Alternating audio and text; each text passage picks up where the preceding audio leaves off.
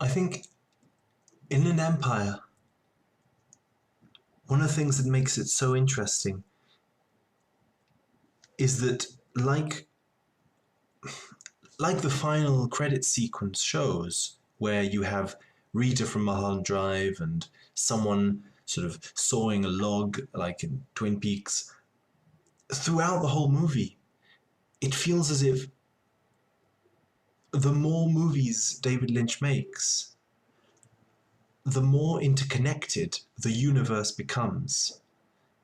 And in Inland Empire, it's as if the puzzle of his movies isn't just self-contained. It's the puzzle of the human unconscious itself. And it is starting to really flow into itself. Um, so in order to just be able to approach it somehow, I'm going to look at the connection I see between Inland Empire and Twin Peaks. I feel that the whole story of Twin Peaks is being told in Inland Empire, and vice versa, that the whole story of Inland Empire it was already told in Twin Peaks. Different reflections reflecting each other. Now, in Inland Empire, to keep it sort of simple, one of the things I see is that Grace Zabriskie, who played Laura Palmer's mother in Twin Peaks, appears in Inland Empire playing the Polish neighbor. Now, because of the final credit sequence of Inland Empire, where you see Rita, etc., this just makes me think that there is a play not only with characters but with actors. This is a whole thing with Mulholland Drive and Inland Empire.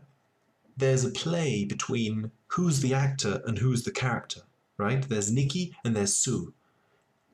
So in the same sense, I think that David Lynch is taking this out into the real world, because we see Grace Zabriskie plays this Polish neighbor, and there are just a lot of similarities to Twin Peaks. She lives in a hut in the woods. Now, this Polish neighbor visits Nikki, who's this blonde woman. I think blonde women in David Lynch's films all have something in common. They all are somehow the same character, reflected in different ways. So Nikki and Sue in Inland Empire are Laura Palmer, and the Polish neighbor is Laura Palmer's mother. But it's just completely fractal, because the Polish neighbor says she lives down the road in a cabin in the woods. Now, in Twin Peaks, the woods obviously have a really important connotation of mystery and darkness of the unconscious. And there's a cabin in the woods. There are two cabins in the woods in Twin Peaks that I can think of now, which also kind of merge together. One has a darker tone, which is the cabin where Laura Palmer is continually raped. The other cabin is the log lady, the cabin of the log lady. The log lady is also a red-haired woman. So here, it seems as if the Polish neighbor in Inland Empire lives in a hut in the woods in the same way that the log lady did. So that there's a connection there. And something that is more substantial in this connection is that both characters act in very similar ways. The log lady speaks in riddles. She speaks in this mysterious way where she tells stories, which no one in the town wants to listen to except Agent Cooper. In the same way, the Polish neighbor arrives. She tells all these strange tales and premonitions of the future, but Nikki doesn't want to listen to it. So the log lady and the Polish neighbor both speak in this sort of almost like a fairy or witch kind of an oracle sort of way. But because she's played by Grace Zabriskie, I just can't help feeling that this is Laura Palmer's mother. Now, again, Laura Palmer's mother in Twin Peaks also has these visions, these terrible visions of Bob and nightmares. So again, she also is a slightly sort of visionary character like the Log Lady. So even in the Twin Peaks universe, there seems to be a connection between the Log Lady and Laura Palmer's mother. The Log Lady seems to be a much more calm and powerful, like the unconscious. That's why she lives closer to the woods. She has much more power. Laura Palmer's mother is disconnected from the woods. She lives further away from the woods. So she's much more scared of this power, of this visionary, unconscious content. So there's a sort of field of character here between the log lady, the Polish neighbor, and Laura Palmer's mother, which, you know, all these characters are redheads. And so let's just try and expand it a bit further and see what does red hair have in common in David Lynch's universe? Well, there's a few other characters. Mulholland Drive, Betty's aunt, is a red-haired actress who's gone to Canada or something like that.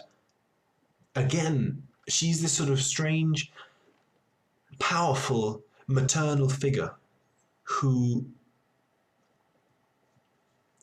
sort of, in equal measures, induces a sort of reverential respect in Betty, and at the same time, a kind of an unconscious fear of what might have happened in her past with her red-haired aunt. So this sort of maternal quality of the aunt towards Betty correlates with the maternal quality of Laura Palmer's mother to Laura Palmer.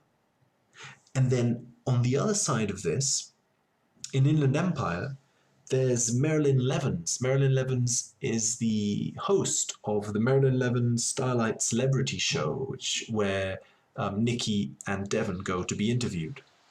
Now, Marilyn Levens is a really interesting character because she also has red hair.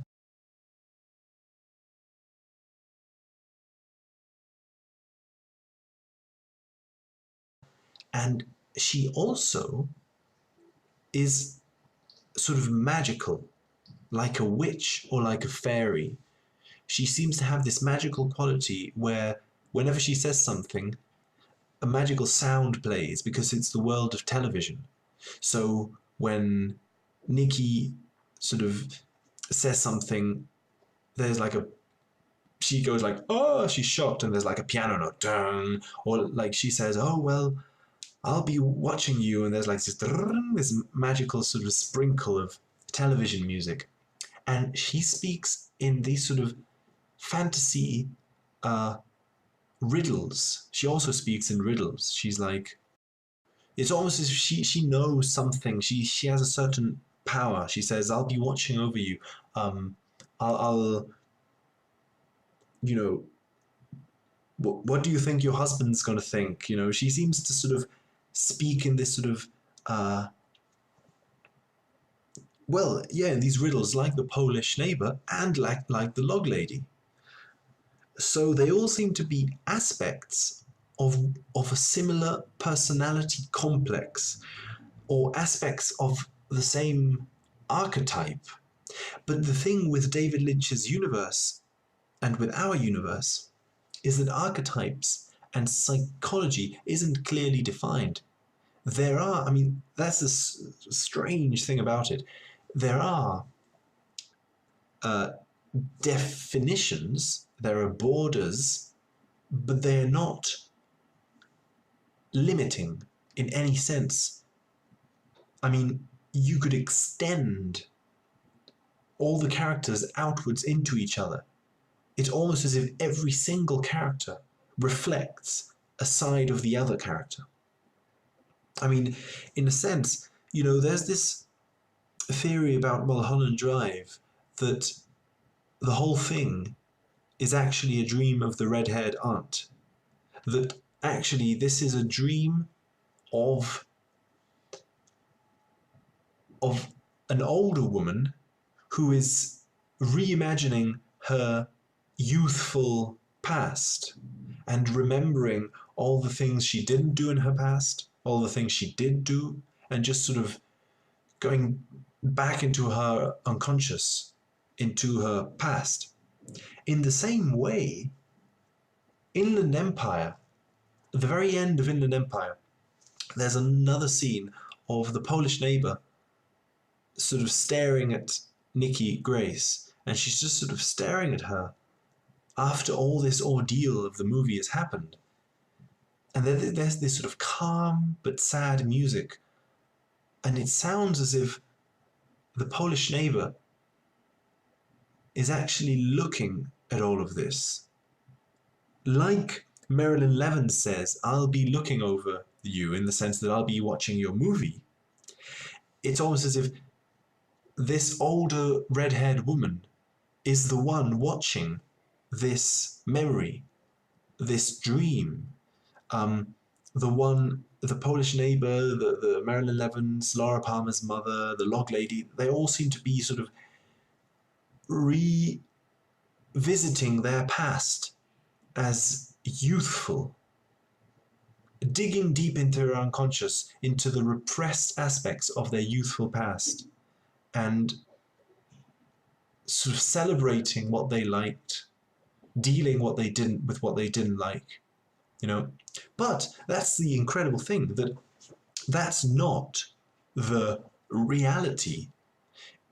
It's simply one of the aspects of what's going on, which is no more real than saying that actually it's all centered around Nikki Grace, or no, it's actually all centered around Sue Blue, or no, actually it's all centered around Dale Cooper. No, it's every single character in the universe of David Lynch and our universe, every single character is the center of their own world. So from the center of the self, everything else reflects out and in. And then every single other character is also the center. And out of that other character, you are a reflection of the other. And the other is a reflection of you in a flowing dance almost of meaning, of layered fractal meaning. And again, with the theme of red-haired characters revisiting their past, there's Nadine, who I think in the second season has that sort of regression where she thinks she's a high school student and she goes to high school and she acts all childish again, as if she's sort of re-examining her unconscious feelings towards her past.